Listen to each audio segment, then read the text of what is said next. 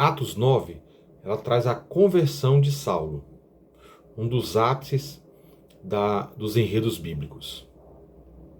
A Bíblia relata que logo após a sua conversão, Paulo se alimenta, se fortifica e começa a pregar nas sinagogas que Jesus Cristo, ele é o Messias prometido.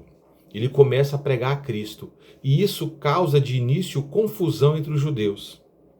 E logo em seguida, esses judeus enfurecidos, eles tramam tirar a vida de Saulo. Saulo estava em Damasco, uma região gentílica, uma região estrangeira, habitada predominantemente por estrangeiros. E Saulo tinha ido para esse lugar de forma originária para perseguir aquelas pessoas que tinham se convertido. E quando ele se converte e começa a pregar Jesus Cristo, ele passa também a ser perseguido. Essa trama de matá-lo chega aos ouvidos dos seus discípulos. Ele já tinha discípulos naquela região. E quando é à noite, os discípulos resolvem retirá-lo às escondidas pelas muralhas da cidade. Porque as muralhas, as portas das muralhas estavam sendo vigiadas pelos judeus para poderem matar Saulo.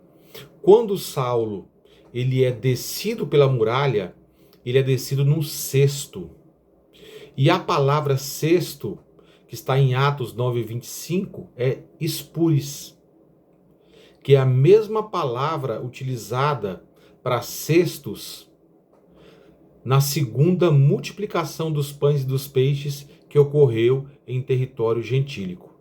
Era o mesmo tipo de cesto utilizado que guardou os alimentos, o restante dos pães e dos peixes, na segunda multiplicação.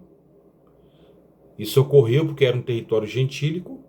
Esse cesto, ele era um cesto de origem gentílica, feito por gentios, feito por estrangeiros e não por judeus. Mas o principal ponto desse versículo é que dentro dele existia uma mensagem. Esse homem que desce pela essa muralha em Damasco, que desce por esse cesto, que desce por esse espúris, ele é alimento para os estrangeiros. Ele é o alimento para as nações. Ele é o alimento para os gentios. Ele será o fator de multiplicação. Os milagres acontecerão quando o alimento passar pelas mãos deles, pela mão dele. E foi isso que ocorreu. A Bíblia relata que Paulo ele recebia as suas revelações diretamente do Senhor.